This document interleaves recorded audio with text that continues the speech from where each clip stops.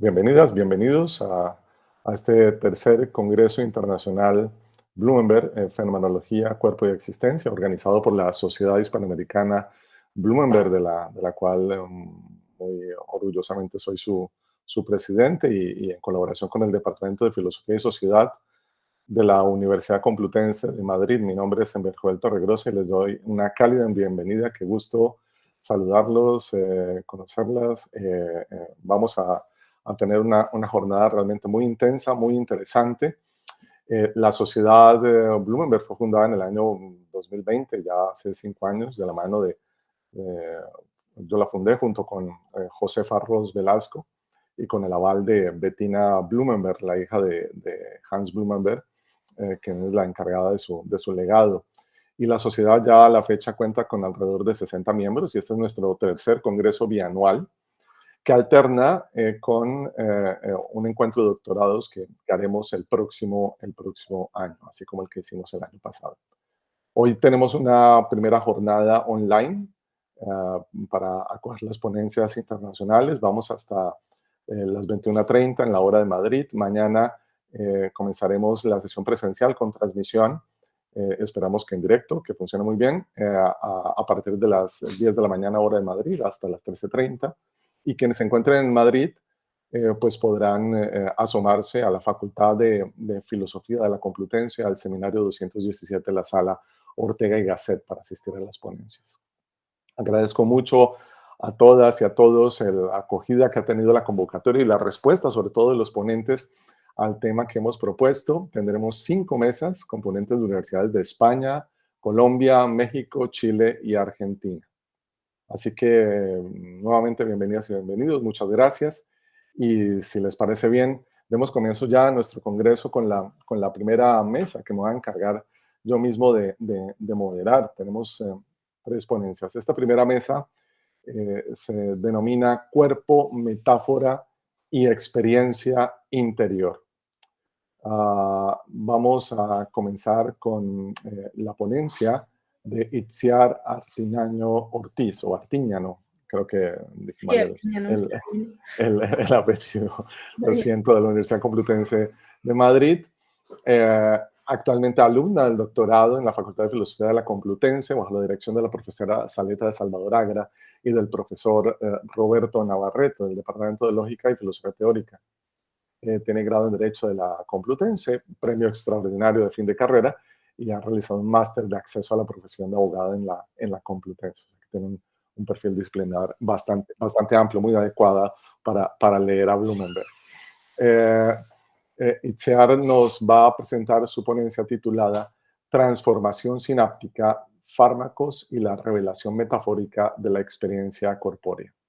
Así que, sin más dilación, Itziar, bienvenida a este Muchas congreso y a la gracias. sociedad. Voy a intentar poneros un PowerPoint.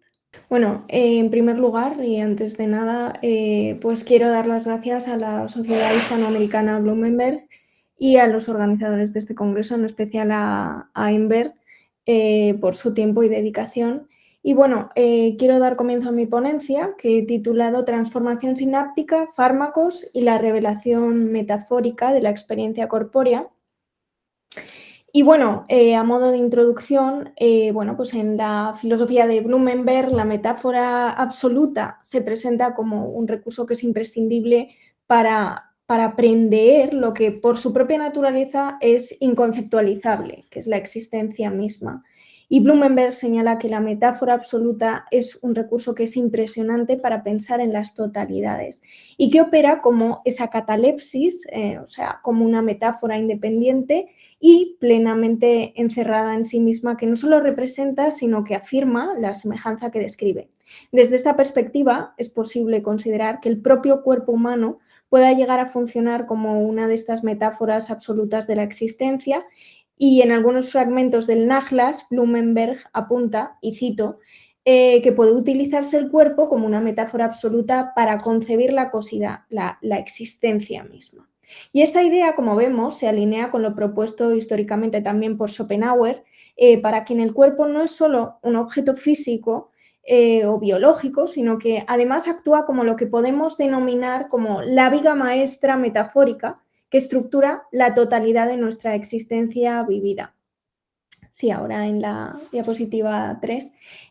Respecto de la metáfora absoluta en Blumenberg y el cuerpo, sostiene que a lo largo de la historia de la cultura han existido ciertas metáforas que son fundamentales, como son la luz, el naufragio o el propio cuerpo. Bueno, para los que sois lectores de Blumenberg, no digo nada nuevo, que ofrecen un horizonte de sentido totalizador frente a aquellos ámbitos que resultan inabordables mediante el pensamiento conceptual estrictamente lógico. Y estas metáforas tienen una función clave y es proveer la consistencia del campo de la experiencia, haciéndolo accesible de modo universal.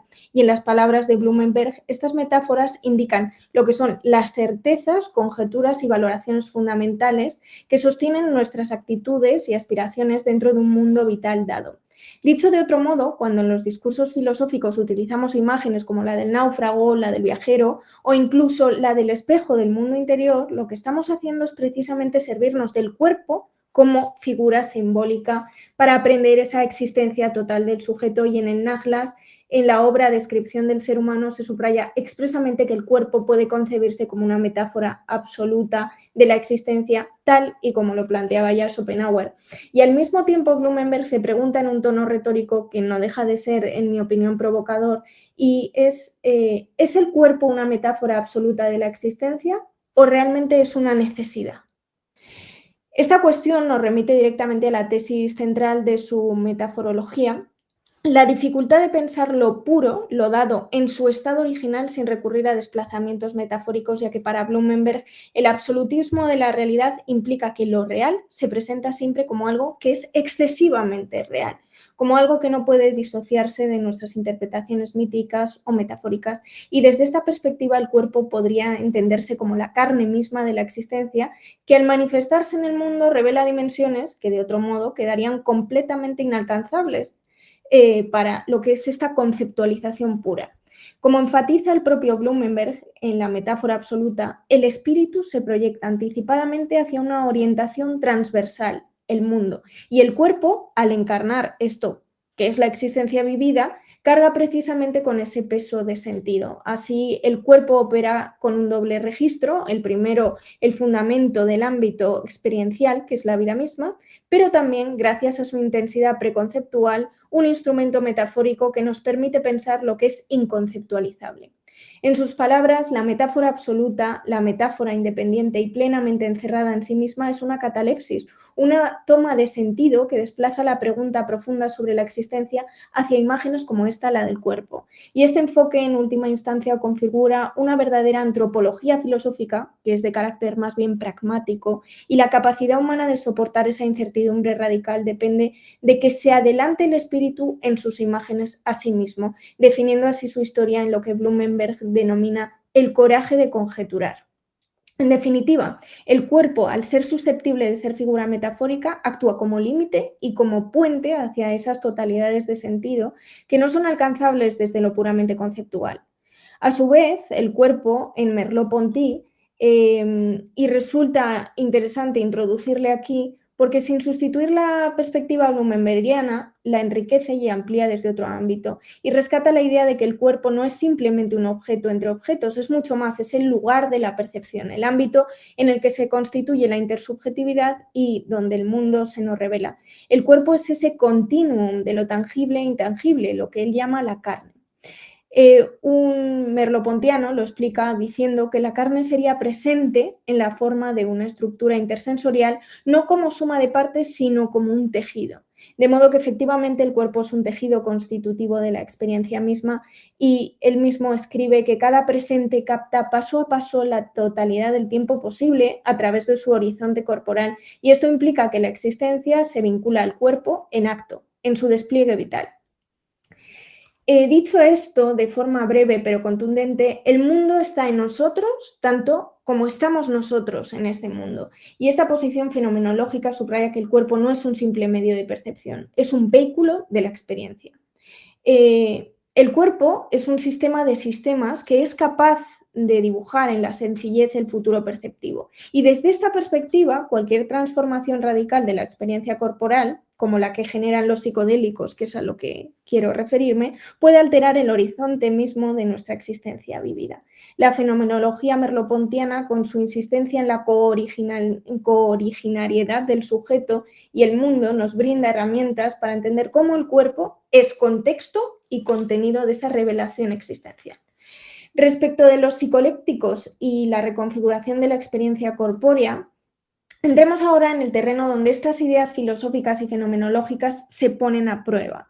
La experiencia inducida por los compuestos psicodélicos tradicionales como el LSD, la psilocibina o la DMT son, desde la perspectiva neurocientífica, agonistas de los receptores serotoninérgicos, no me voy a meter en este tema, pero su acción desencadena estados alterados de conciencia de notable profundidad. En contextos controlados, estas sustancias provocan experiencias que podemos calificar de místicas, trascendentes o que producen lo que se ha denominado la disolución yoica, la experiencia de que el sentido habitual del yo se desvanece o incluso trasciende por completo el cuerpo. Y empíricamente se ha constatado que estos estados se asocian a efectos terapéuticos en casos de depresión resistente, ansiedad existencial o trastornos del estrés postraumático. Pero más allá de un uso clínico, lo que aquí nos interesa es cómo estas sustancias transforman nuestra vivencia corporal. Los propios usuarios reportan una hipersensibilidad tanto corporal como conceptual, alteraciones visuales, fenómenos sinestésicos, distorsiones del espacio-tiempo e incluso una vivencia radical de que ese yo se disuelve y se trasciende el cuerpo mismo. Y desde la neurociencia, estudios recientes han respaldado esta descripción fenomenológica. Por ejemplo, investigaciones con resonancia magnética han mostrado que la psilocibina desincroniza las conexiones funcionales cerebrales, especialmente en la red neuronal por defecto, que es la responsable de articular el sentido del yo, del espacio y del tiempo, y con una sola dosis de psilocibina se ha observado una disminución masiva de la conectividad dentro y entre las redes neuronales, alcanzando hasta 3 veces el efecto de un estimulante no psicodélico. Estos cambios son especialmente intensos en la red neuronal por defecto y en regiones como el hipocampo anterior, que participa en la creación de nuestro sentido del espacio, del tiempo y de la identidad personal. Pero, ¿qué significa todo esto en términos prácticos? Que la percepción sensorial se vuelve menos coherente con el esquema egocéntrico habitual y, desde luego, se vuelve mucho más fluida. Y a la vez se incrementa la interacción sensomotora. Además, los psicodélicos alteran regiones cerebrales que están asociadas a la imagen corporal. Mientras que el LSD o la psilocibina potencian la conectividad sensorial global, tienden a desconectar los circuitos neuronales relacionados con lo que es la autorreferencia. Y esto explica por qué los usuarios refieren con frecuencia a experiencias de despersonalización o de cuerpo espejo, en las que el límite entre lo propio y lo ajeno se vuelve difuso y permeable. Hay investigaciones como las de Letheby y Gerrans que han demostrado que la disolución del ego implica una perturbación de los modelos internos que organizan nuestras percepciones corporales y autobiográficas, y esta perturbación revela, en definitiva, que el yo ordinario es una construcción superpuesta sobre las sensaciones corporales. Estos autores también afirman que las experiencias de disolución del ego demuestran que el modelo del sí mismo cumple una función integradora, pero que el sí mismo como entidad sustantiva no existiría realmente. Y en síntesis podemos afirmar que los psicodélicos provocan una reconfiguración radical de la experiencia corporal, ya que aumentan esa conectividad sensorial, disminuyen los filtros egocéntricos y fenomenológicamente el individuo pasa de un cuerpo objetivo y delimitado a un cuerpo que llamaríamos expandido, permeable y cargado de un profundo simbolismo. Se intensifica la sensación de unidad con la naturaleza o con lo divino y se experimenta el cuerpo mismo como una apertura directa a lo inefable. Si bien también querría hablar de lo que es la metáfora y vivencia corpórea. Si llevamos esta experiencia al terreno filosófico, ¿qué significa esto en relación con Blumenberg? Pues podemos argumentar que los psicodélicos prolongan y amplifican la función metafórica del cuerpo, nos permiten experimentar esa catalepsis extrema, vivencias en que la metáfora absoluta se hace carne, y pensemos, por ejemplo, en la conocida imagen del náufrago con espectador, que es el modelo de existencia extrema propuesto por Blumenberg. Bajo los efectos de estas sustancias, el cuerpo es al mismo tiempo el náufrago que experimenta la intemperie de lo desconocido y el espectador que contempla su propia existencia desde un horizonte radicalmente inédito. Merleau-Ponty, desde su fenomenología, también observó que en los estados alterados de conciencia la percepción corporal puede volverse autónoma y generar sensaciones completamente nuevas. Los testimonios de estas experiencias relatan una corporalidad que es reinventada. Lo táctil se entreteje con lo visual, lo kinestésico con lo auditivo y aparecen nuevas formas de sinestesia que intensifican la comunión con uno mismo y con los otros, y desde la perspectiva de Blumenberg los psicodélicos pueden entenderse como recursos modernos que, al igual que los antiguos mitos, nos ayudan a soportar lo inconceptual mediante elaboraciones simbólicas. Y de hecho, los pacientes en terapias asistidas suelen narrar experiencias que funcionan como auténticas metáforas vivientes, y la evidencia empírica respalda esta observación, porque estos fenómenos reposicionan al sujeto frente a su absolutismo existencial. Ahora bien, debemos de señalar una diferencia de énfasis. Mientras que Blumenberg pone el foco en la metáfora como un recurso conceptual que sustituye a la explicación racional, la fenomenología merleau-pontiana sitúa en primer plano la vivencia que él llama preteórica, la experiencia directa, y los psicodélicos no solo sustituyen las metáforas, sino que alteran lo que es la matriz misma de la que las metáforas emergen. En otras palabras, permiten experimentar directamente la experiencia de este cuerpo vivido, el live, abriendo la posibilidad de ver literalmente la vida corporal y la simbolización con otros ojos nuevos. Y en conclusión, la exploración conjunta de la fenomenología, la neurociencia y la filosofía de la metáfora nos lleva a una afirmación contundente. El cuerpo vivo es un escenario que es privilegiado de transformación metafórica. Bajo los efectos de los psicodélicos, el cuerpo cambia su modo de ser vivido, se convierte en una metáfora que es dinámica de la existencia. Y los psicodélicos encarnan en ese sentido la metáfora absoluta de Blumenberg, porque provocan esas disoluciones del yo, reconfiguran radicalmente la experiencia corporal, remiten directamente a totalidades existenciales que normalmente escapan a nuestro horizonte, y la vivencia corporal alterada, ya sea en forma de trance místico, sinestesia sensorial o sensación de unidad cósmica, ilustra cómo el cuerpo habla a través de imágenes que van más allá de lo conceptualizable. Si llevamos este análisis a su conclusión filosófica, podríamos decir que los estados psicodélicos actúan como verdaderos laboratorios existenciales. En ellos, el cuerpo deviene un espacio en el que la existencia se experimenta no solo conceptualmente, sino de manera inmediata, vivencial e intensamente metafórica. Se facilita la emergencia de lo que podríamos llamar la autopercepción corporal inédita, donde el cuerpo ya no es frontera, sino que es una apertura. Y es precisamente esta experiencia la que Blumenberg sugiere como condición de posibilidad de la metáfora: enfrentarse a lo inconcebible mediante una imagen potente y transformadora. En este caso, la imagen es la vivencia de un cuerpo expandido, conectado, que se siente en la frontera misma con lo finito, y por ello la relevancia de este análisis para la metaforología de Blumenberg. Sin embargo, quisiera darle un nombre a este fenómeno, y yo lo he llamado metaforología inducida, una forma de investigación filosófica que, lejos de limitarse al análisis conceptual, se adentra en la propia experiencia transformadora de la existencia, haciendo de ella un terreno experimental para la revelación de nuevas metáforas vitales. Bueno, muchas gracias por todo y hasta aquí.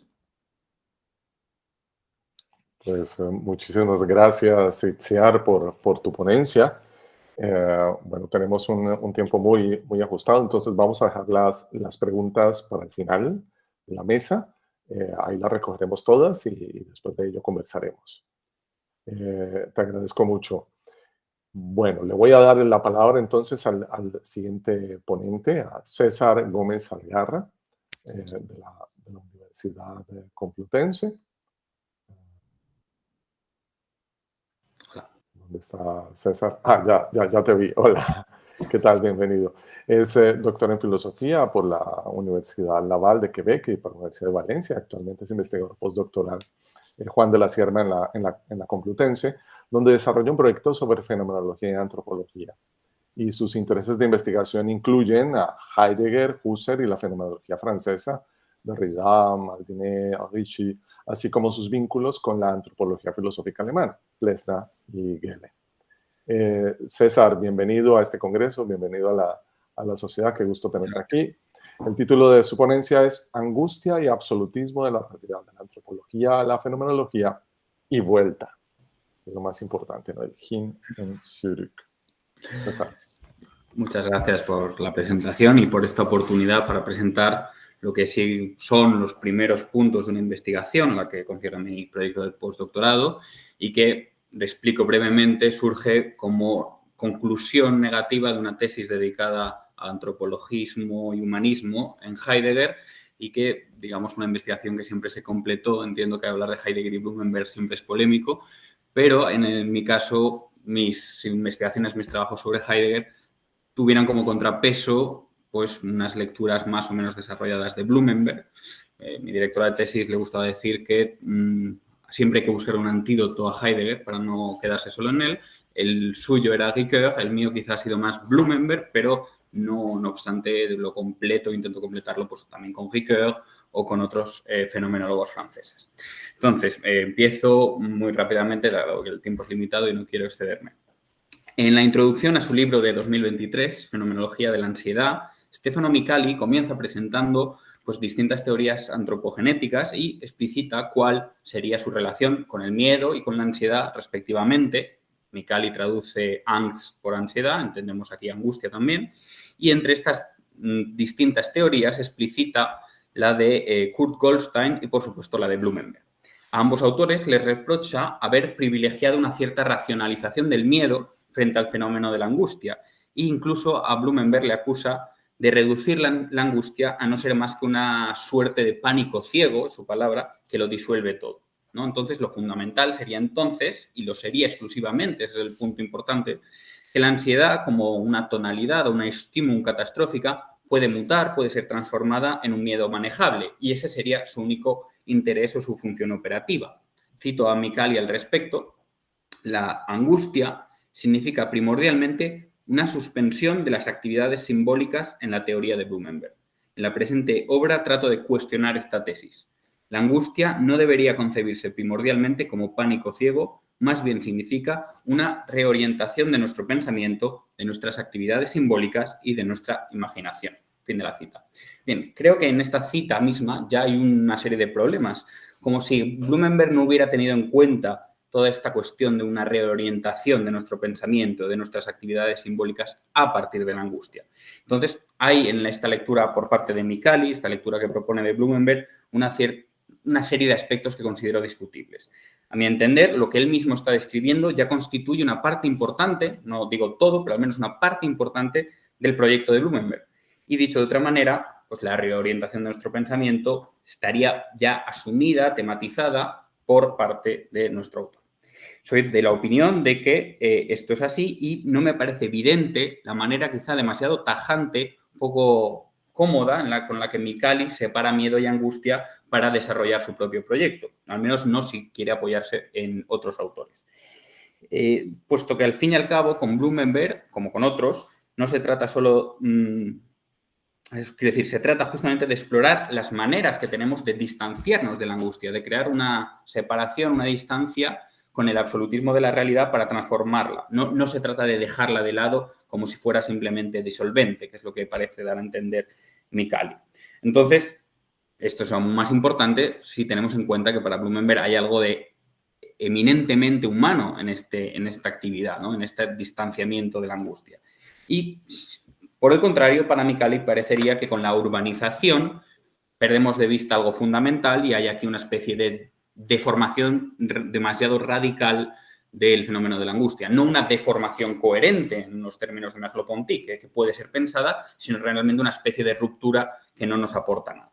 Entonces, en última instancia, creo que esta crítica pues, no se sostiene, o al menos no del todo, y, más importante aún, creo que no rinde justicia a la riqueza de la obra de Blumenberg, a la hora de fundamentar, de poner los primeros fundamentos a un proyecto de antropología fenomenológica y, por tanto, mi presentación se orientará a partir de esta crítica de la crítica, por así decirlo. De entrada, esto creo que todos los lectores de Blumenberg aquí presentes sabemos, Blumenberg presta mucha atención al problema de las tonalidades o de los temples anímicos y lo hace de una manera creativa, que es decir, combinando las lecciones de la tradición fenomenológica, como puede ser Husserl y Heidegger en particular, pero también las de la antropología filosófica. Gehlen sería quizá aquí la palabra, el nombre que viene más a nuestra cabeza, por no hablar de todos los otros recursos literarios y la erudición que ya conocemos. En ese sentido, creo que la forma en la que Blumenberg tematiza la angustia, conjuntamente al absolutismo de la realidad, presenta una serie de ventajas suficientes como para permitirnos comprender el núcleo esencial, no necesariamente exclusivo, pero un núcleo esencial, a partir del cual se puede pensar un proyecto de antropología fenomenológica. No solo el de Blumenberg en sí, sino que esta es la apuesta que llevo haciendo desde hace un tiempo, de que lo que hace Blumenberg nos permite pensar un proyecto más amplio en diálogo con otros autores y que, al fin y al cabo, los fenomenólogos, los estudiantes en fenomenología, ganamos mucho leyendo a este autor. Bien, entonces, en esta contribución, brevemente, quiero comentar algunos caracteres, algunas determinaciones fundamentales del proyecto blumenbergiano, apuntando estas posibilidades dialógicas que pueden establecerse entre distintos autores de corrientes fenomenológicas, quizá ya en plural, puesto que ya hay una importante diversidad de fenomenologías. Avanzaré planteando la manera en la que Blumenberg se acerca a este problema de la antropogénesis desde esta perspectiva influenciada por la tradición husserliana y heideggeriana, y subrayaré aquí y allá pues, algunas de sus influencias, así como algún desplazamiento de sentido. Puesto que desde esta perspectiva se hace manifiesto que la angustia, quizá no solo ella, pero la angustia es una tonalidad antropogenéticamente clave en la obra de Blumenberg y una de las que puede ayudarnos a dar buena cuenta de las vías posibles para una antropología fenomenológica. Bien.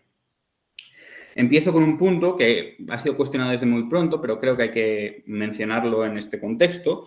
Ha sido objeto de numerosas críticas, pero es importante. Es decir, ¿cuál es el estatuto de las descripciones antropogenéticas que ofrece Blumenberg, ¿no? Sobre todo en la descripción del ser humano? Es un estatuto claramente hipotético. Y esto, aunque sea conocido, me parece fundamental, puesto que ha generado más de un malentendido. Si volvemos al libro de Micali, lo cojo un poco como enemigo, pero no por... Es un libro muy interesante, pero sí que presenta una serie de dificultades que me permiten avanzar en mi propio argumento. El propio Micali deja caer que no está muy convencido de este estatuto hipotético de la génesis del ser humano en Blumenberg, ¿no? Como si nos pudiéramos pensarnos simplemente como aquel gran primate que abandonó las selvas y acabó experimentando esta angustia ante lo inmensamente desconocido del horizonte que lleva a la tematización del absolutismo de la realidad, ¿no? Esa experiencia primigenia y prehistórica de las sabanas. Al respecto, y es interesante, como curiosidad lo anoto, Micali menciona un artículo del paleoantropólogo Domínguez Rodrigo, tiene un título sugerente, su artículo se llama «¿Es la hipótesis de la sabana un concepto muerto para la emergencia de los primeros homínidos?». Y curiosamente, si vamos al artículo de Domínguez Rodrigo y lo leemos, encontramos que la respuesta es que no es un concepto muerto. Sigue siendo una hipótesis válida a la hora de pensar el problema antropogenético. La cuestión de la sabana dista mucho de haber sido eliminada por completo.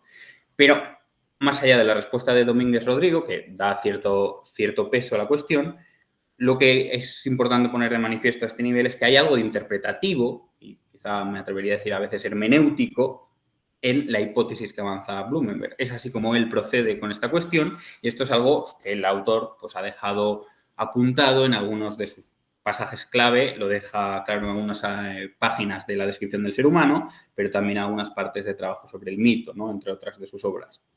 En algún momento del trabajo sobre el mito ofrece ciertas pistas Blumenberg sobre qué función conceptual puede tener esta hipótesis, función conceptual que también es apotropaica, eso no es discutible, y lo hace quizá estableciendo un paralelo cuando menciona y comenta el discurso sobre el origen de la desigualdad de Rousseau, ¿no? Entonces habría como una especie de juego de espejos entre lo que él hace en la descripción del ser humano y lo que hace Rousseau. Lo mismo años más tarde, no me extiendo en esta cuestión, pero en Salidas de caverna hay una reflexión sobre la misma función de la filosofía para distanciarse del absolutismo de la realidad a partir de hipótesis no verificables. Bien, entonces, lo que quiero destacar con esto es que ya hay algo de hermenéutica, por no decir hermenéutica fenomenológica, en esta forma de proceder de Blumenberg que atañe también a su fenomenología de la historia, ¿no? Creo que su forma de practicarla está influenciada con estas ideas y es importante entonces preguntarse por cuál es la capacidad explicativa de esta hipótesis, qué es lo que nos permite ganar y cómo esto debe ser reinterpretado o merece ser rearticulado en términos fenomenológicos. Entonces, ¿qué podría dar justamente la tematización que aporta Blumenberg de la angustia como experiencia antropogenética para enfrentarse al absolutismo de la realidad? Tanto Micali como otros autores, como Nicolas Chambon, entre otros, ya he dicho, no dejan de apoyarse en la definición de la angustia que aparece en las primeras páginas del trabajo sobre el mito, ¿no? La angustia sería entonces una formulación que Blumenberg reconoce como eminentemente paradójica, pero que creo que ha conocido cierta fortuna y no sin razón, a saber que la angustia sería la intencionalidad de la conciencia sin objeto. ¿Qué significa esto en términos fenomenológicos? Pues significa que si nos apoyamos en las primeras páginas del trabajo sobre el mito, así como algunos desarrollos un tanto más detallados que encontramos en la descripción del ser humano, pues la angustia funciona como esa reacción primordial, visceral, frente a lo desconocido, es lo que asola al ser humano desde el principio de los tiempos y se inserta aquí pues, todas las hipótesis que ya he mencionado brevemente del cambio de biotopo, junto a la posición erguida, y quizá en lo más importante, creo yo, desde el punto de vista fenomenológico, la aparición del horizonte indeterminado como esa fuente fundamental de la angustia. Es decir, hay una primera dirección, una intentio de la conciencia humana que, en términos fenomenológicos, y eso es lo que nos aporta el horizonte, no puede nunca realizarse, no puede nunca cumplirse, no hay un falso de esta intención hacia el horizonte y es por eso que, por así decirlo, Blumenberg coge la idea de horizonte husserliano y lo antropologiza recordando que en el horizonte hay una amenaza. Y esa amenaza absolutamente indeterminada es lo que va a permitir dar un salto, creo que establecer un diálogo con la fenomenología, pero también no con cualquier fenomenología, sino con una perspectiva más genética o generativa. Puesto que lo que está pensando aquí Blumenberg, a mi entender, es también cómo dar cuenta del surgimiento del objeto, de cómo el objeto se manifiesta y aparece ante el ser humano. Cito la descripción, una cita entre muchas en las que aborda esta cuestión, pero en el capítulo dedicado al análisis de la angustia y del aburrimiento, Blumenberg escribe: la angustia, por otra parte, paraliza el comportamiento del cuerpo porque el vacío de su horizonte implica que todo puede aparecer en cualquier momento por cada uno de sus puntos. Una ruptura total de los esquejes husserlianos. El vacío del horizonte es lo que tienen en común en términos descriptivos. No aparece nada, cosa que no me gustaría que se confundiera con aparece la nada. Bien, fin de la cita. Bueno, no entro en esta pequeña butada, esta crítica a Heidegger, a qué es metafísica y a los conceptos fundamentales de la metafísica, pero que está muy bien apuntada en muy poco tiempo como de esta experiencia de la angustia no debemos necesariamente concluir una hipóstasis, ¿no? Una especie de reificación de la nada, pero más allá de la butada de pertinente o impertinente, lo que nos podemos preguntar aquí es si esta referencia a la parálisis, ¿no? Del comportamiento del cuerpo no refuerza hasta cierto punto esa crítica que formulaba Micali, con la que he empezado esta presentación. Yo creo que no es el caso porque la parálisis sigue siendo y debiendo ser comprendida en Blumenberg como fuente de reorientación del pensamiento. Esto es quizá lo que Micali y otros autores no han tenido en cuenta. Pues es lo que apunta Blumenberg justo después de la cita que he leído. Leo ahora, Blumenberg precisa y añade que la angustia se realiza como una exigencia de mantenerse en vigilia, no como inquietud, porque en la escena primigenia antropológica la inquietud vuelve llamativo, es decir, pone en peligro. La paralización, antes de que aparezca el estímulo del factor amenazante y determine la dirección en la que debe ir la atención es, y esto es quizá el punto clave que conecta con lo que ha dicho la primera presentación, es útil para la vida. Habría una dimensión pragmática en esta antropología pensando a partir de la angustia. Bien, fin de la cita. Tenemos entonces, en pequeña selección de textos escogidos, que si la intencionalidad en la tradición fenomenológica definía primero la actividad de la conciencia, la fenomenología de Husserl, reaparecía transformada con toda una serie de deformaciones coherentes también, como el cuidado en la analítica existencial de Heidegger, pues Blumenberg sigue operando de una manera clara y más marcadamente antropológica, pero que sigue operando con todas las de la ley. Y de esta forma, la intencionalidad permite pensar la corporalidad y el comportamiento del ser humano frente a todo lo que nos rodea, si quisiera apelar a Heidegger, hablaría de frente a la totalidad de los entes y la ausencia de ellos.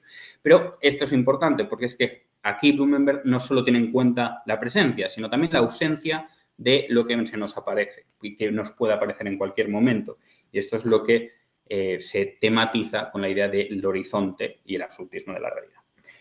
Bien, no me quiero demorar más y creo que me estoy llegando al final. Entonces, solo dejo apuntado muy rápidamente que aquí habría una posibilidad de diálogo también sobre una cuestión importante, y es que en un debate, una dialéctica, un conflicto muy importante en la filosofía del siglo XIX y XX, que es cuál es la tonalidad con la que comienza la filosofía, el miedo o la curiosidad, la angustia o el asombro griego, Blumenberg hace un gesto muy interesante, que es no reconecta con el miedo de manera creativa, como lo hará Schelling, Nietzsche, Adorno, pero sobre todo Heidegger.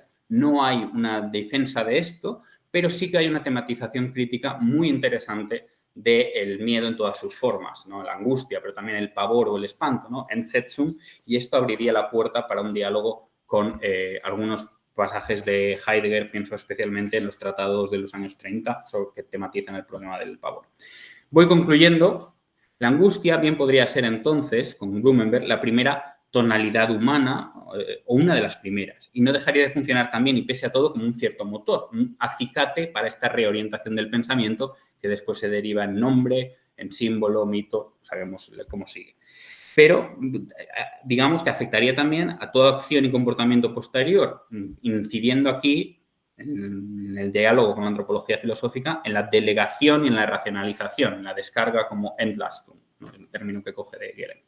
Por saltar y concluir a lo más esencial, la angustia frente a este horizonte innombrable pone en marcha el proceso que acabará siendo pensado con la acción a distancia y el desarrollo del concepto mismo. Y es aquí donde, frente a una teoría del concepto más ortodoxa en alguna fenomenología, muy basada en la intuición, Blumenberg aporta recursos para pensar el concepto desde otras coordenadas. No necesariamente sin dialogar con la fenomenología, pero no tanto quizá pues, las investigaciones lógicas, pero también la fenomenología francesa contemporánea y ideas propias de la psiquiatría fenomenológica que siempre han tenido un mayor peso, un más marcado antropológico. Pienso en Binswanger, en las direcciones de sentido, pienso en Maldiné, que es un autor ahora menos conocido, pero que empieza a traducirse al español, con la idea del concepto como aprehensión de la mano, ¿no? Es de aprehensión humana. Todas estas ideas permitirían, creo, un diálogo entre Blumenberg y la tradición fenomenológica, insistiendo en la francesa, que espero poder discutir en las preguntas, pero que aquí no he hecho más que esbozar. Bien, muchas gracias. Muchísimas gracias, César, por tu ponencia. Les agradezco a los ponentes que se están ajustando a los tiempos a pesar de la enorme riqueza de lo que están presentando, ¿no?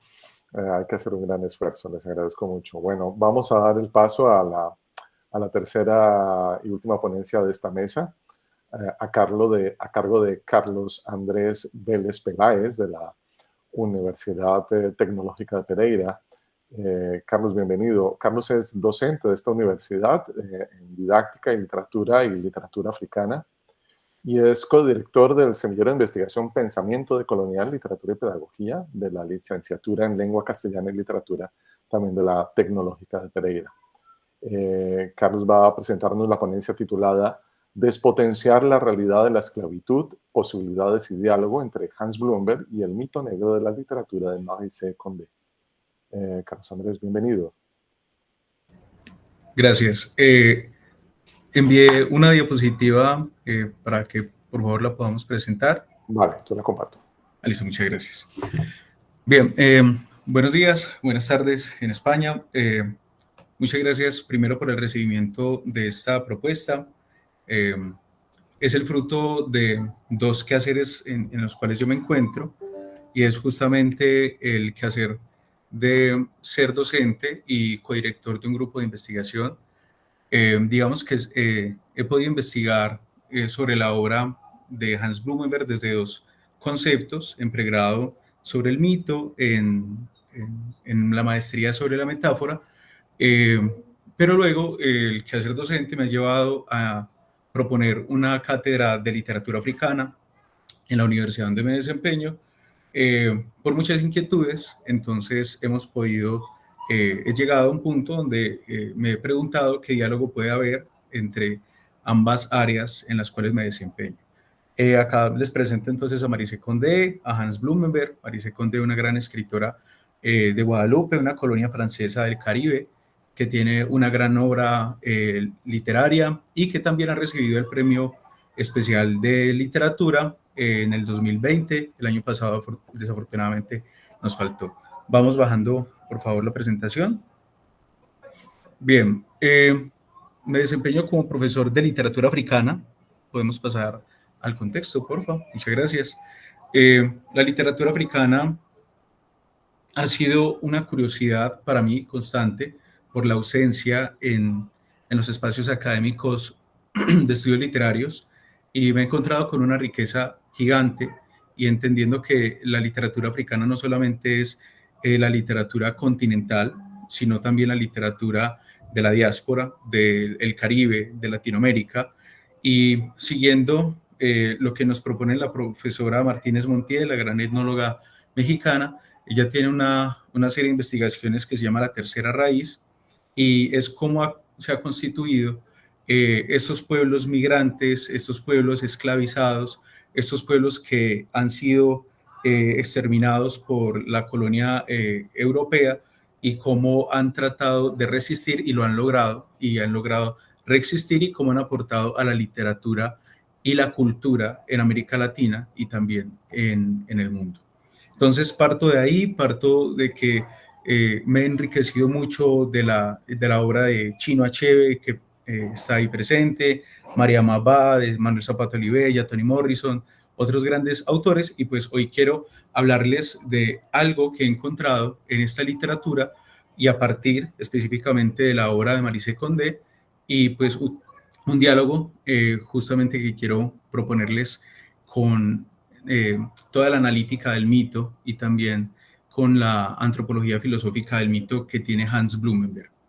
Bien, Marise Condé es una gran escritora, falleció el año pasado y tiene unas grandes obras. Según, por ejemplo, podemos nombrar también Travesía por el Manglar, La historia de la mujer caníbal, El Evangelio del Nuevo Mundo, Yotitúa, La bruja negra de Salem. Acordémonos que Marise Condé es una escritora que también se convierte en profesora de literatura francesa en la Universidad de Yale, en la Universidad de Nueva York, y ella explora la historia de todas estas comunidades. Ella, como escritora negra, tiene una investigación muy profunda desde la historia, y luego tiene la oportunidad de crear obras a partir de la insistencia y la existencia del mito. Yotitúa nos plantea una historia muy sencilla. Es un personaje mítico para los juicios de la bruja de Salem. Es una mujer que estuvo en esos juicios de procedencia africana, no como las demás que eran de procedencia blanca, ¿cierto? O incluso nativa, sino que pues fue un tipo de anomalía, porque pues ella fue tomando un tipo de relevancia por sus hechizos, sus poderes. Marise Condé se fija en este personaje histórico y también en el mito que hay detrás de este personaje.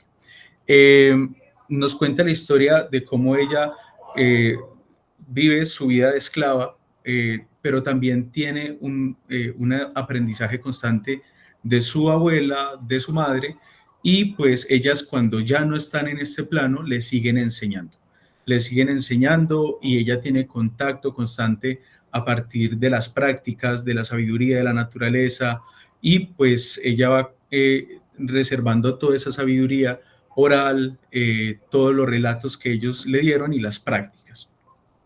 Tenemos entonces un primer momento que es el mito como entrada, el mito de este personaje, pero también basados en una obra histórica, ¿cierto? En un acontecimiento histórico.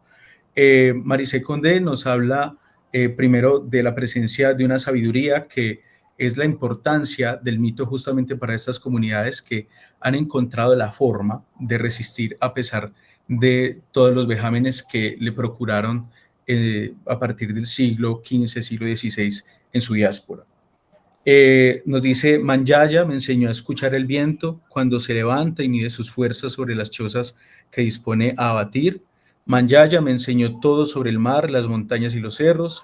Me enseñó que todo vive, tiene un alma, un aliento, que todo debe ser respetado, que el hombre no es un amo recorriendo a caballo su reino.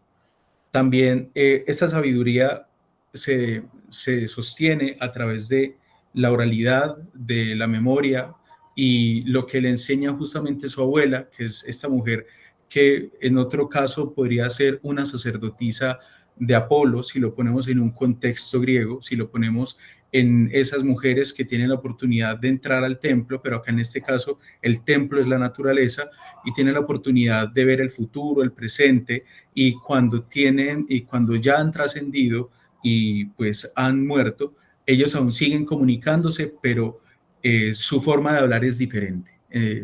Y lo que va contando es justamente la sabiduría que ha heredado de sus antepasados y donde ellos tienen su cosmovisión y cómo han logrado resistir ante todas las, vamos a decirlo, riesgos, ¿cierto? Ante todos los riesgos que tienen de perder su identidad. Continuamos, por favor. Abajo. En aras del tiempo, solamente me voy a permitir leer esta cita de la izquierda, si de pronto podríamos ampliar, que se me hace un poco difícil. Gracias. Gracias. Dice, los muertos solo mueren si mueren en nuestros corazones, viven si los mimamos, si honramos su memoria, si colocamos sobre su tumba los manjares que preferían en vida, si a intervalos regulares nos recogemos para integrarnos en su recuerdo. Están aquí a nuestro alrededor, en todas partes, ávidos de atención, ávidos de afecto. Bastan algunas palabras para aglutinarlos, apretando sus cuerpos invisibles contra los nuestros y pacientes por ser útiles, por sernos útiles. Acá tenemos una ruptura con lo que hemos considerado el mito griego, el mito occidental, y mucho más desde un tipo de cristiandad o, vamos a decirlo, mitología más europea, y es la presencia constante sin aislar las almas, los espíritus de esas personas, y se convierte para ellos estos ritos, los mitos, la puerta para poder dialogar constantemente con sus antepasados. Entonces, ahí ya tenemos la necesidad de pensar desde teóricos que no sean, vamos a decirlo, reduccionistas de lo que significa el mito como vamos a decirlo, un rescoldo de un símbolo, un tipo de precipitación, un tipo de lenguaje infantil. Todo eso justamente lo podemos encontrar en las críticas que hace Blumenberg, ¿cierto? No caer en un tipo de logocentrismo, un tipo de lógica de entender el mito, ¿cierto? Entender el mito desde una lógica más bien racionalista, clasificatoria, sino dejar que el mito hable, se exprese desde la categoría que explora muy bien Blumenberg, desde su prolijidad. Hay una constante presencia y abajo, por favor, vivir el mito para narrarlo. Hay un elemento muy interesante que utiliza Marisé Condé y es el siguiente. Cuando ella va a escribir la novela de este personaje que ya no existe, de este personaje histórico, ella al inicio de la novela nos dice: Titúa y yo hemos vivido en estrecha intimidad durante un año. En el transcurso de nuestras interminables conversaciones me ha dicho cosas que no había confesado a nadie. Es decir, es un recurso literario el entrar al mito, el estar en ese enrarecimiento, en un tipo de enrarecimiento de la dimensión del tiempo, del espacio, del presente, del futuro, en el cual ella tiene que entrar para que la literatura termine también mitificándose a ella misma. La historia de Tituba es una historia muy triste. Ella trata de buscar un tipo de libertad, se enamora de John Indian, que es un personaje que no se reconoce como esclavo, aunque sea esclavizado, y termina maltratándola y ella esclavizándola por amor y aparte de eso juzgada. Continuamos. Gracias. Ahora, ¿cuál es el diálogo que yo puedo establecer y que me ha venido inquietando entre Hans Blumenberg, su visión del mito y este tipo de literatura? La literatura africana, que no solamente está presente en Marisé Condé, en muchos autores, por ejemplo, en Manuel Zapata Olivella, el gran escritor afrocolombiano, pues también está el tema del muntu y pues se remite a todo este mundo mítico que permite justamente ese contacto con otro tipo de realidades. Me parece que el contacto con Blumenberg y las categorías que quiero precisar acá, que son más interesantes y que más nos apremian, es su concepción, en primera instancia, del mito como un espacio de significatividad no sistemática para poder comprender cómo estas culturas han vivido y aún persiste su identidad a partir de no un tipo de logocentrismo, sino un tipo de vivir en el mito y del mito desprenderse todo el sentido de unidad y de respeto que tienen justamente hacia la naturaleza y hacia sí mismos, ¿cierto? También en la categoría de Blumenberg, al entender el mito como un tipo de correlato secundario y una fractura del dogma. El mito no puede ser encasillado para Blumenberg, como pues lo hemos leído. El mito no puede ser entendido como un tipo de lógica que va a desencadenar o llevar sistemáticamente a un logos racional, sino que persiste, subsiste como un tipo de aparato no sería el concepto, como un tipo de estructura que sigue emanando en la estructura conceptual del ser humano. Si hay un poco de ruido, lo lamento, estoy laborando en un colegio, entonces hay chicos afuera que a veces pueden interrumpir. Continuando, me interesa mucho la idea del mito como despotenciación. No. Ahí arriba, gracias, que espera. El mito como despotenciación del absolutismo de la realidad, ya lo han venido nombrando los otros compañeros, especialmente César hace justamente un tipo de mención a la necesidad de distancia para poder salvaguardar la contingencia humana. El mito como un clausurar ese absolutismo negador, ese silencio y poder llegar a un tipo de división de poderes que es justamente ese poder arcaico que tenía, esos poderes arcaicos que representan cada una de las divinidades politeístas, por lo pronto en la mitología griega que él estudió. Y entendamos también el mito como estructura proteica rizomática, en este caso asumiendo también un tipo de categoría que asoma por allá en mito y el concepto de realidad, donde haciendo alusión a las obras de Croiza, pues pareciera que el movimiento del mito no puede ser completamente descrito de una manera lógica, secuencial, sino que es un tipo de estructura no arbórea que se disemina, que tiene raíces donde menos pensamos y que al final, como el mismo Blumenberg lo defiende, no puede anticiparse el sentido, porque es la recepción de las fuentes los que terminan condicionando el nuevo sentido en la recepción del mito, desde tanto el mito artístico como el mito histórico.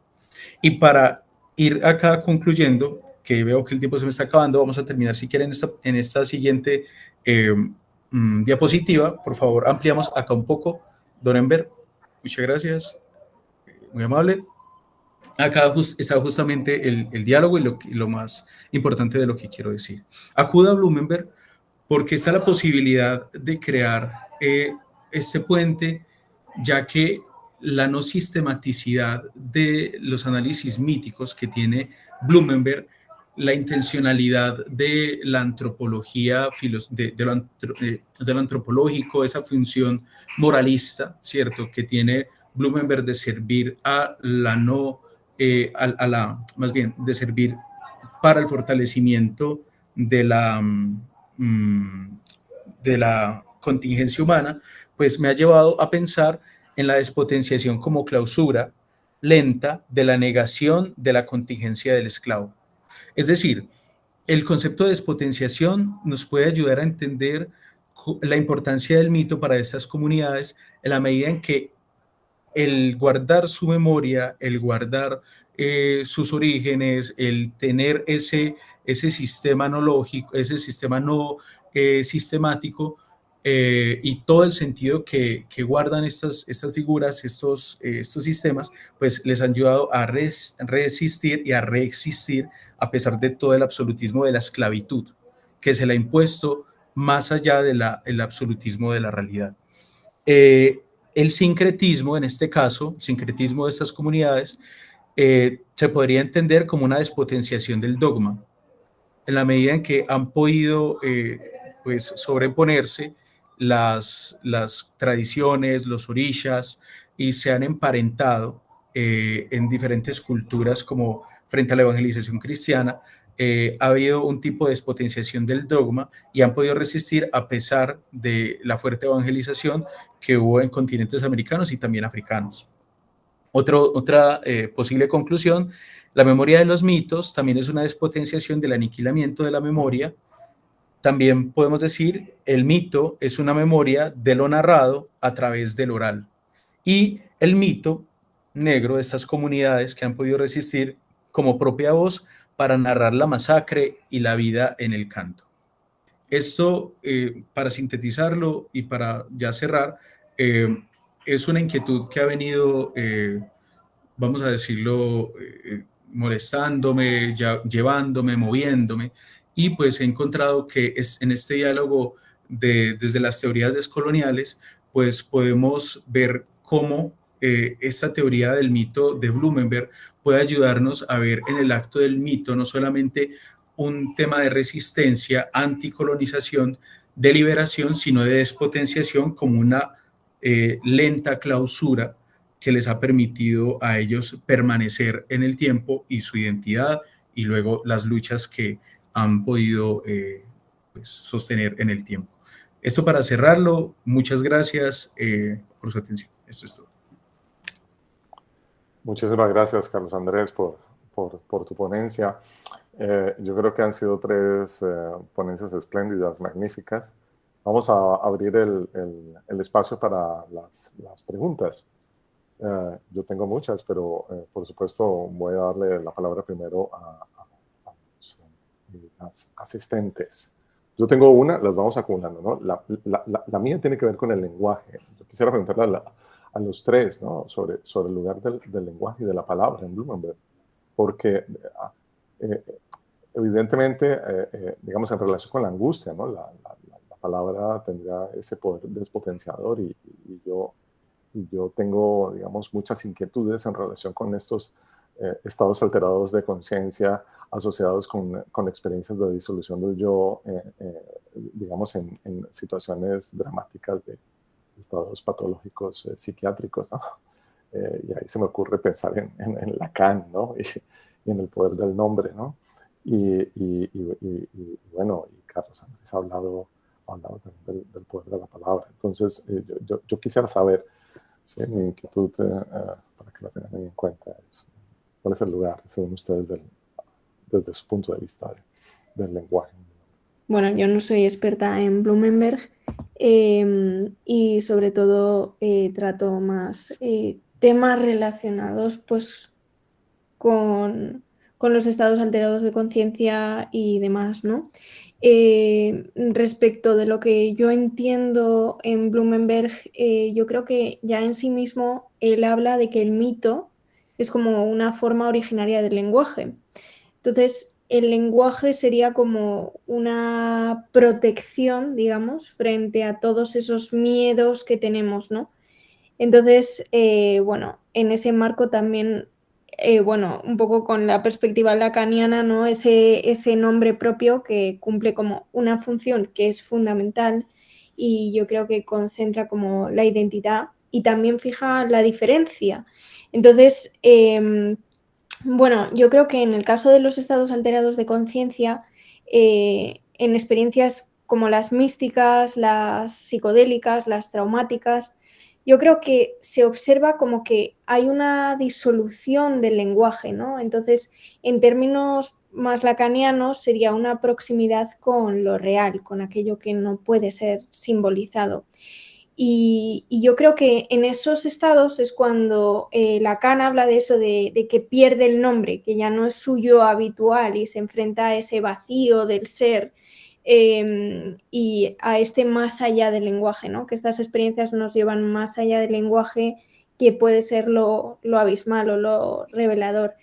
Y yo creo que desde una lectura más blumenbergiana, estos estados ponen en crisis esa función apaciguadora del lenguaje y revela, pues yo creo, esa indeterminación que tenemos todos, ¿no? Y que siempre queremos como ocultar.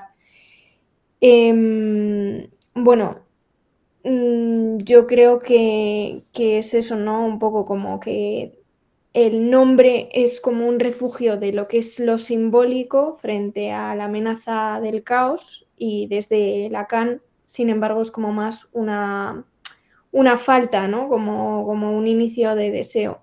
Y en el caso de lo que yo he contado un poco más, que es el tema de los estados alterados, yo creo que esta estructura puede derrumbarse revelando el peso, digamos, como de esa contingencia del lenguaje, de que puede existir, no puede existir, y hay ahí como una tensión, ¿no? Entonces, bueno, pues también yo creo que es como lo que decía antes, como un abismo que se intenta velar, que se intenta ocultar. Y eso es un poco lo que creo. Estoy muy de acuerdo con todo lo que ha dicho la compañera, que me resulta muy interesante, aunque no estoy familiarizado lo suficiente con Lacan como para seguir, pero sí que creo que el trabajo que estoy intentando llevar a cabo me va a enfrentar a esa lectura tarde o temprano. A mí lo que me interesa del lenguaje, lo poco que veo en Blumenberg, lo poco, no quiero decir que haya poco, sino que estoy empezando a verlo, es que me parece de nuevo un buen contrapeso a una ilusión propia de la fenomenología, que es que Husserl prestó poca atención al lenguaje en muchos sentidos. Sobre todo creyó en una cierta transparencia del lenguaje, es lo que le echarán cara a Heidegger, pero también Fink. Y en muchas cosas creo que Blumenberg reconoce un peso del lenguaje que permitiría ver que la fenomenología, en una fenomenología de la historia, se recoge esa inquietud por el lenguaje.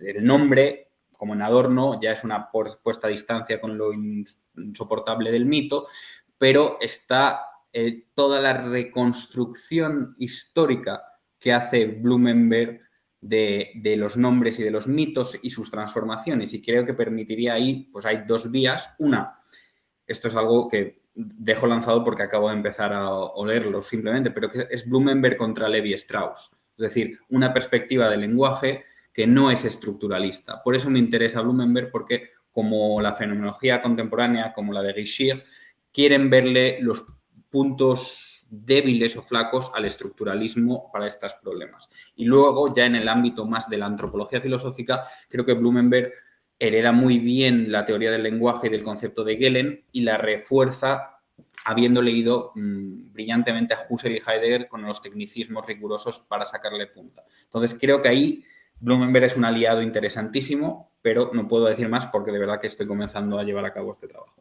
Desde, vamos a decirlo, podemos llevarlo un poco más al ámbito desde la metáfora.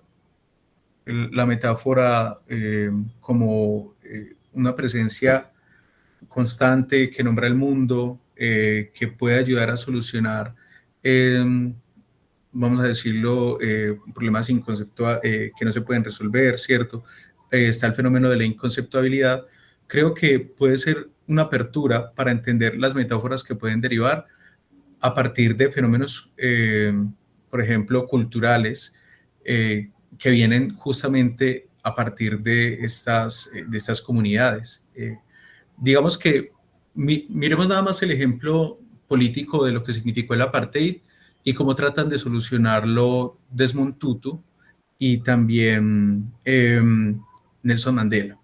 Cuando tratan de solucionar el problema del apartheid, lo que van a buscar es en una comunidad, la Swahili, un concepto que pueda ayudar a subsanar la fractura tan grande que había con todo el racismo que hubo, con todas las masacres, con todo el segregacionismo, ¿cierto?, en Sudáfrica, y lo que buscaron fue el concepto de Ubuntu, de una tribu. Entonces lo rescatan también un poco como lo propone Mallarmé, hay que retomar la palabra de la tribu, y lo que hay es un tipo de reconsideración del tejido social y cómo se pueden volver a unir a pesar de que haya pasado toda esa segregación. Ubuntu significa soy porque somos. Y ese soy porque somos va a ser no solamente un concepto, una metáfora, sino también una realidad que ellos experimentan desde la tribu Swahili con diferentes prácticas. Entonces, digamos que hay una metáfora, ¿cierto?, de la unión que va lentamente calando en lo político, en lo social y pues en la necesidad de perdonarse. Derrida también tiene la oportunidad de ir a una conferencia en Sudáfrica y hablar justamente del problema del perdón. Y rescata esta labor de Desmond Tutu y tiene esa fuerza, la metáfora, y en este caso creo que mirar, observar cómo ha escalado eso como un ejemplo, pero tal vez hay otro tipo de metáforas que vienen de estas comunidades que nos han condicionado por lo pronto los latinoamericanos, ¿sí? Por lo pronto han estado ahí y también hacer un tipo de metaforología del racismo también podría ser un tipo de labor muy interesante por destacar, ¿cierto? Eso es lo que tengo para aportar por lo pronto. Pues muchísimas gracias, Carlos. Yo no iba a mencionar a Derrida, pero tiene que ver justamente yo que escribí cuando estaba muy joven un libro sobre Derrida y por ahí comencé mi andadura por la filosofía. Creo que justamente le hace eco a esa crítica que mencionaba César al estructuralismo. Bien, unas respuestas magníficas. Ingrid, tú tienes la palabra. No sé si quieras hacer una pregunta o quieras que ya comencemos con la siguiente. Quería hacer una pregunta. Bueno, primero, démosle unos felicitar 5 a los minutos ponentes. para que sigamos Sí. de manera inmediata con la siguiente.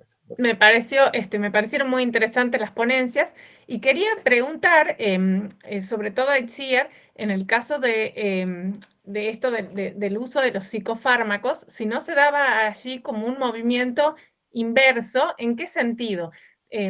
Si tomamos a la angustia como esta tonalidad, ¿no?, y motor que busca de alguna manera tomar distancia de ese horizonte, de ese absolutismo de la realidad, y lo hacemos a través del lenguaje, ¿no es cierto?, ya sea en forma de metáfora, nombre del mito, como decía Carlos. En este tipo de experiencias donde el límite entre lo propio y lo ajeno se vuelve difuso, en este tipo de experiencias corporales, no hay como un acercamiento a la realidad, digamos, un acercamiento a la realidad. Por supuesto, porque desaparece la mediación del lenguaje. Bueno, aquí ya estamos entrando en términos más freudianos, ¿no? Bueno, yo personalmente creo que sí, que efectivamente podemos dar paso a una entrada al subconsciente y de hecho hoy en día se están haciendo un montón de terapias en las que se están utilizando distintas sustancias para, digamos, pues un poco dar paso a este lenguaje más interno, ¿no? A este lenguaje subconsciente. Si bien muchas veces nuestra capacidad lingüística, yo creo, está modulada por cualquier tipo de evento, pero en este caso concretamente por esta experiencia que es subjetiva y que yo creo que con los neuroquímicos pues es mucho más influyente, ¿no? Que efectivamente muchas veces, en cuanto a lo que decías del sufrimiento, con cualquier tipo de psicofármaco no, pero sí que con algunos puede experimentarse una reducción del sufrimiento y también es porque estamos como alienados un poco de nuestra realidad presente, que quizás no sea la realidad verdadera, pero es nuestro punto de vista, ¿no? Entonces, bueno, pues yo creo que ese movimiento inverso del que tú hablas, que es, bueno, más lacaniano, ¿no? Pero en vez de entrar o permanecer en el campo del lenguaje, en ese horizonte simbólico, sin embargo, lo que se pretende hacer es como prescindir del lenguaje, silenciarlo, suprimir los efectos que tiene. Y bueno, y en el caso de los psicofármacos, pues sí que tienden a reducir esa conflictividad simbólica a través de medios materiales, diría yo, y a veces sin que el sujeto tenga que elaborar nada en términos significantes. Y yo creo que eso también puede leerse como que ha habido un desplazamiento de la clínica, del sentido, a una clínica más del funcionamiento. No sé si con esto respondo